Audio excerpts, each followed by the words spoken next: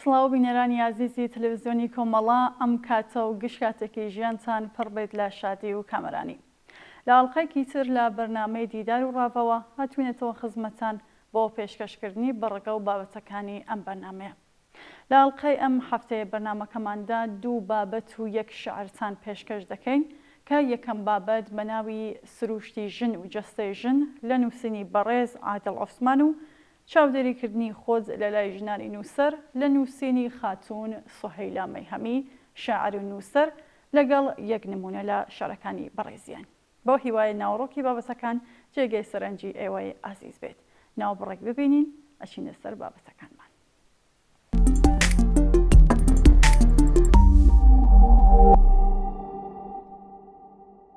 سروشتی ژن و جەستەی ژن، نووسین عادڵ عوسمان. لەم سەرزەمەدا و ماوەیەکە شەڕێک لە نێوان چەکەکانی کۆمەڵگە و کۆمەڵگەی باشوور ڕۆژهەڵاتدا دروست بووە لەسەر پاراستنی بەها ئەخلاقیەکانی ژنی ئازاد و ژنی بە کاڵاکراوی سیکسواڵی. باشووری کوردستان بەشێکی وەک بەڕێوەبەری شەڕی جاگیرکاری خاوەنهێڵێکی سیاسی ڕێخستنی دەستێ وەرزەری شەڕی تایبەت و دەستبردنە بۆ خراپکردنی کەسێتی ژن. ئەم ناوەندە ناوەندێکی مەترسیجاری بەرنامە بۆ داڕێژراوە کە لەسەر تێکۆشانی ئازادی گەلی کوردستان بە خراپترین شێوە شەڕی جاگیرکاری و دوور لە ئەخلاقی شەڕ بەڕێوە دەبات کە وەک ناوەندی شەڕی تایبەتی جاگیرکاری و لێجان لە بەها ئەخلاقیەکانی کۆمەڵگەیەکی سروشتی ئازادە. ژن وەک ڕەگەزێک کە لە ناو کوردەکاندا بە ئاستی هێزێکی هۆشیاری ڕێخستنی مەزن گەیشتووە و پێشەنگی تێکۆشانی ئازادی گەلەکەی دەکات و مۆرکی خۆی لە سەدەی 21 داوە و دیارە پێشکەوتنی هەر کۆمەڵگایەکیش بە تەلاری بەرز و ژنی ڕوت و بۆ تۆکس و فیلەرکراو دەرناکەوێت بەڵکو بە ژنە ئازادەکانی دەردەکەوێت. بۆیە شەڕێک کە لە کوردستاندا بەڕێوە دەبرێت شەڕی ژنی ئازادە بۆ کۆمەڵگەیەکی خۆسەر و خۆبەڕێوەبەر. بەڵام ئەم ئازادیەی ژن کە ئازادیەکی ڕەگەزی کۆمەڵایەتی ئێرادەی ژن بۆ کۆمەڵگەیەکی ئازادە پیاوانی کۆیلا دەسەڵاتدار و سیستمی داگیرکاری تەنگا و تێکشکاو کردووە. بۆیە لە بەرامبەردا بەهۆی پێشخستنی چەمگەلی ئازادی جەستەژنەوە لیبرالیزمێکی تێکەڵ بە کاڵابوون و سێکسگەرایی ڕابواردنی تاکی پێشخستووە کە جگە لە سوکردن و بێبەهاکردنی ژن هیچی تری تیادا نییە. هەروەها کردوویە بوارێکی بەرهەمهێنانی بازرگانی و ئابووری بە جەستەی ژنەوە و بووەتە گۆڕەپانێک بۆ هەڵوەشانەوەی خێزانی سروشتی. هاتنە دەرەوەی ژن لە ژێرباری ستەم و چۆسانەوەی پیاوسەلاری بە هەڵوەشانەوەی خێزان و ڕاکردن لە بەها کۆمەڵایەتی ئازاد و جوانەکان نابێت. بەڕاکردن لە ماڵ و زێدی خۆ و پێوەستبوون بە ناوەندەکانی لەشفرۆشی و پرۆپاگەندەی نەشیاوەوە بە جەستەی ژنەوە نابێت. بەڵکو بە هەزر و تێکۆشانی ئازادی و بەشداری لە هۆشیاری کۆمەڵایەتی و چەمکی ئازادی ژنەوە و بە ڕێکخراوبوونی ژنی ئازادەوە دەبێت. ئەو ژنە ئازادە کە بە تێکۆشان لە پێناو ئازادی وڵات و گەلەکەیدا عشقی خۆی نیشانی هاوچەرە نووسانی و ئازادی خوازانداوە و وەک ژنی ئازاد دەڵێن مرۆڤی بە شەرەف و خاوەن ویژدان ئەو کەسەیەکە لە پێناو مرۆڤایەتی و ئازادیدا بە عشقەوە تێدەکۆشێت. بۆیە کاتێک بەراورد لە نێوان ئازادیە تاکە کەسیەکەی لیبرالیزم و پۆست لیبرالیزم و مۆدێرنیتەی دموکراتیکدا دەکەیت، ئەو کات کارەساتی داگیرکاری و بەکاڵاکردنی ژن و لێجان لە بەها ئەخلاقیەکان و عشق و ئازادی و ناموس و شەرەف تێدەگەین. ئەو کات لە قوڵی و کاریگەری شەڕی ئازادی ژن تێدەگەین. تا لە مێژووی ژن و شەڕی پیاوسالاری و شکانەوەی دەست بە سەرداگرتنی ژن تێنەگەین ناتوانین لە شەڕی ئازادی ژن و کاریگەریەکانی و لێزدان لە هەوەسبازی پیاوسەلار و سیستمی داگیرکاری و نۆکەرایەتی بۆ داگیرکار تێبگەین. بۆ پێش ناتوانین لە چەمکەکانی کەسایەتی ئەخلاق ڕەگەز و ژن تێبگەین. کاتێکیش لەو چەمکانە تێنەگەیشت بێتین نازانین چۆن شەڕێک دەکەین و ئازادی و بەها ئەخلاقیەکانی ژنی ئازاد دەپارێزنی و لەدەست دەدەین و دەبینە بووکەڵەکانی کۆمپانیا ڕێکلامیەکانی بازرگانی بەجەستەی ژنەوە.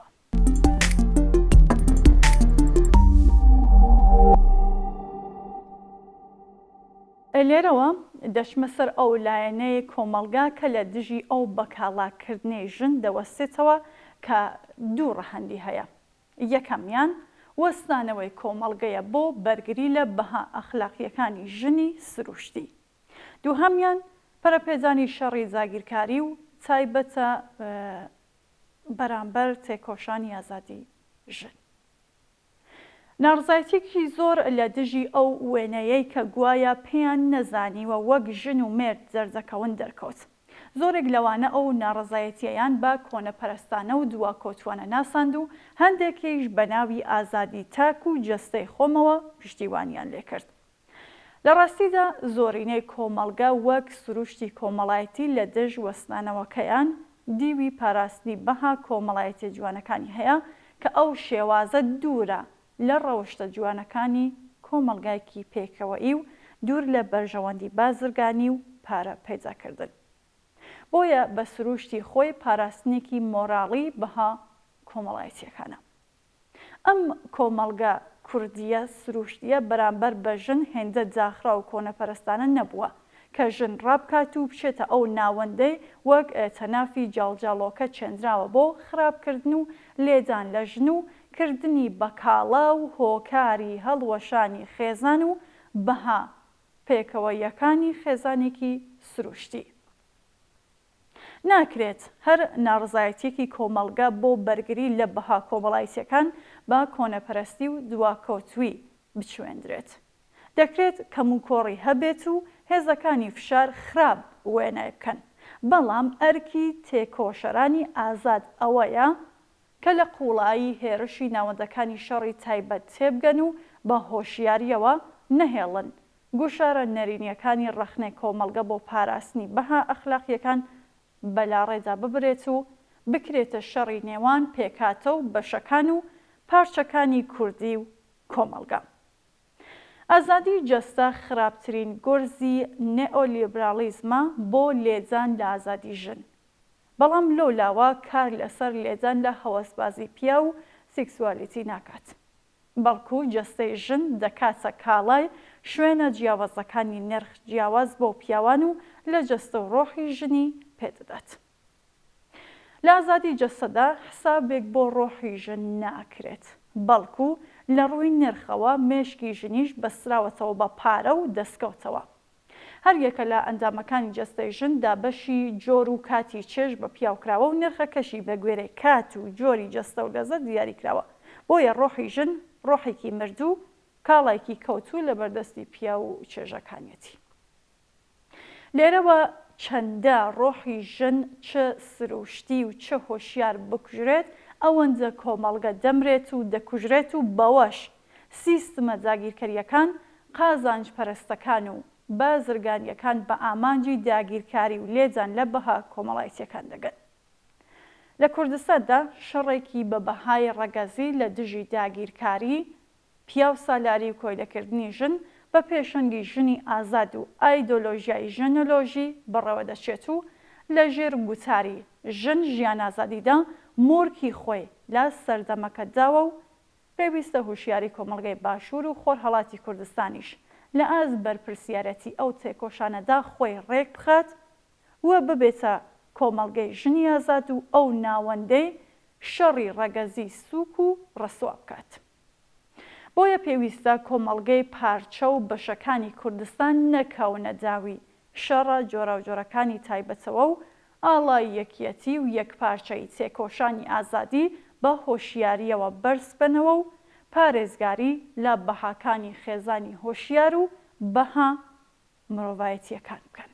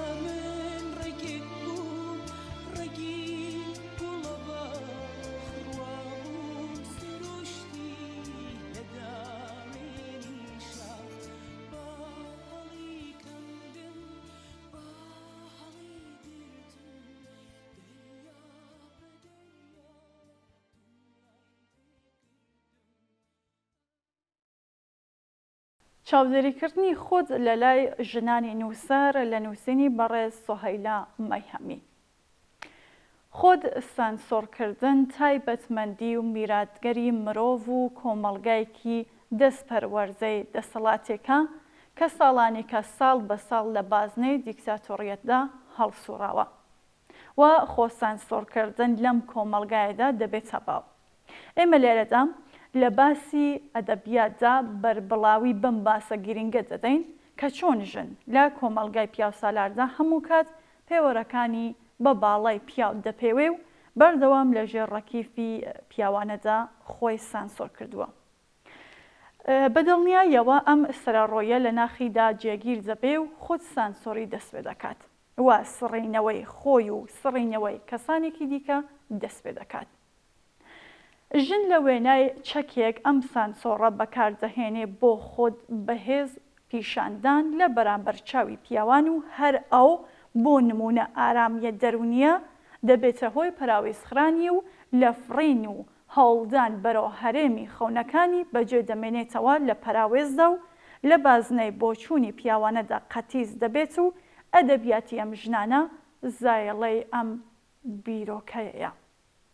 لە کەلتور و نەریتی کۆمەڵگای ئێمەدا خەریک بوون بە جەستە و لەش بە چاوی سووک سەیری دەکەن و باو نییە و هەموو کات ڕۆح و جەستەیان لە بەرامبەر یەکدا داناوەکە لە جێبەجێکردنیدا باسی ڕۆحی ئاسانتر بووە و لە بواری جەستەدا بەکارێکی ئەستەم هاتووەتە بەرچاو. ئێستا تا ڕادەیەک باس لە ئەوین و خۆشەویستی ئاسانتر بووە لە نێو ئەدەبیاتدا. بەڵام پێشتر دەربڕینی ئەشقی ژنێک بۆ ڕەگەزی بەرامبەری کارێکی شەیتانی و تاوان بووە. بۆیە کۆمەڵگای پیاوسالار کارێک دەکات کچان و ژنان لە خۆشبن و ژوورەکانی ماڵدا پاوان کات و لە پەروەردەکردن بێبەش دەبن و ژن بەس لە بازنەی جنسیەت و سێکس و خۆڕازانەوە و مەیکەپ و خشڵ و ئەوانەدا بمێنێتەوە کە وەکو کەرەستەیەک بۆ ڕابواردنی پیاو دەرکەوێت. ژنێکە وە دوای ئارەزوەکانی و خەونەکانی بکەوێت وەکو کەسێکی نابا و جیاواز لێدەڕوانن. لە دەقە کۆنەکاندا دەبینین ژن وەکو کەسێکە پاکیزەیە و نابێت هیچ هەڵەی بکات و نابێت گوێ بە ئارەزوەکانی بدات وێنەکراوە چۆن فریوی شەیتان دەخوات. بە سمبۆلی سەبووری و پاکی و لێبوردویی پیشاندراون و ژن بوونیان لە پاکی و بێدەنگ بوونیاندا پێناسە دەکرێ و ژن بوونەکەشیان ئەوەیەکە کۆمەڵگا قبوڵیەتی و پێناسەی بۆ کردووە. ئەمانە ژنانێکن بێدەسەڵات کە چارەنووسی خۆیان قبول کردووە بە گشتی چاوپۆشیان لە جەستەیان کردووە و بە سووکی دەزانن باسی بکەن. ژن لە کۆمەڵگاکانی ڕۆژهەڵاتی ناوەڕاستی سەردەمدا لە ڕواڵەتدا ئەزمموی ئەقلانیەت و مۆدێرنیتە دەکات. بەڵام ئەو بەهۆی ئەو بابەتانەی کە باسمان کرد هێشتا بە ئاسانی نەیتوانیوە لە پێستی خۆت سانسۆری بێتە دەرێ و خۆی پێناسە بکات. لە ڕواڵەتدا ژنی مۆدێرن شەرم ناکات خۆی بنوێنێ، بەڵام ژنی نووسەر لە بازنەی ئەدەبیاتدا هێشتا ئەو بوێرەیە نییە و خۆی لە پشت کۆمەڵی وشەی کۆنەپارێزدا حەشاردەوە. ئەو نەیتوانیوە سەبارەت بە ژنبوونی و سەرکوتکردنی غەریزەکانی لە ژیانی هاوبەشیدا بنووسێ و بدوێ. هێشتا خەریکە خۆی سانسۆر دەکات. زۆر بەرچاوە ئەم ژنە هێشتا لەژێر سەیتەرەی پیاودا هەنگاو هەڵدێنێ. وا دەبینین ژن لە دقەکانیدا خۆی نییە و خۆی دەسڕێتەوە. زۆر نەزانانەیە لەوەی کە باسی جەستەی ژن دەکرێت بەس بیر لە چێژوەرگرتنی بابەتی سێکس بکەینەوە. زۆربەی جیابوونەوە و تێکچوونی ژیانی هاوبەشی ژن و پیاو دەگەڕێتەوە بۆ تێنەگەیشتن لە لەش و جەستەی بەرامبەرەکەیان.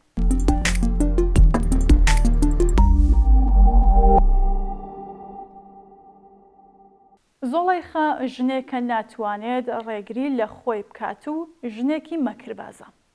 ئەم بۆچوونە دەری دەخات کە مێژووی ئێمە مێژوویەکی پیاوانەیە. ئێمە هەموو کات لەژێر ڕەکیفی پیاوسالاریدا بووین.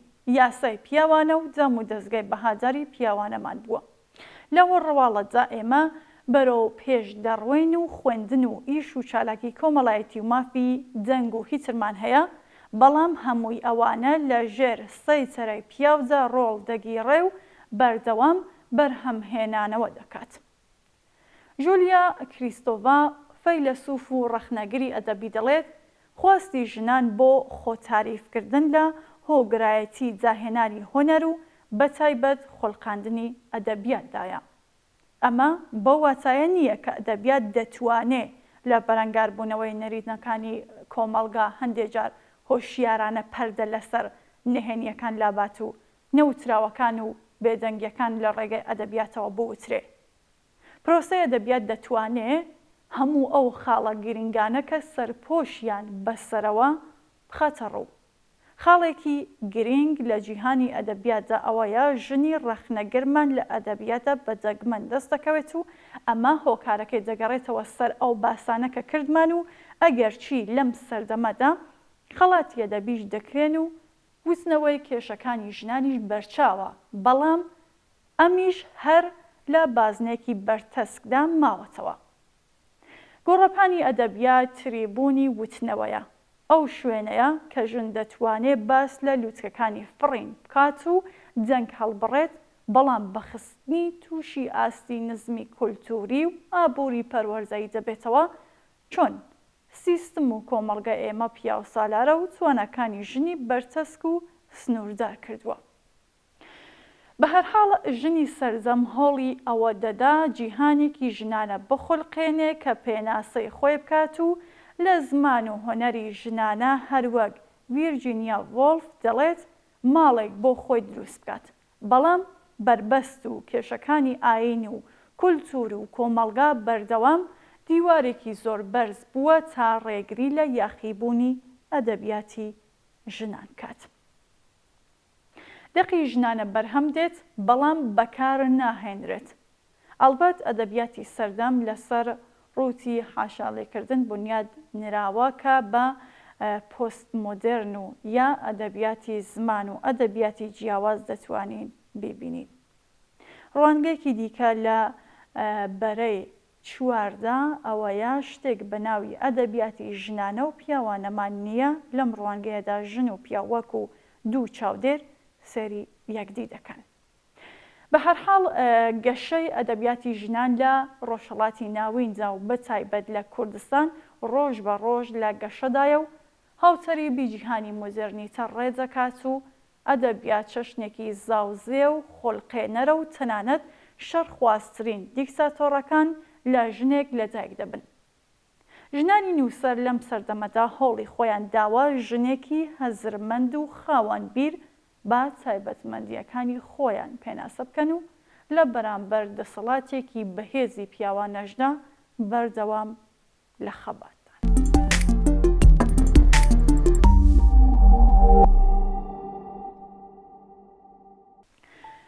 نمونەیەک لە شعرەکانی سوهەیلا مەیهەمی بۆ شەهیدانی ژینگە و سروشت.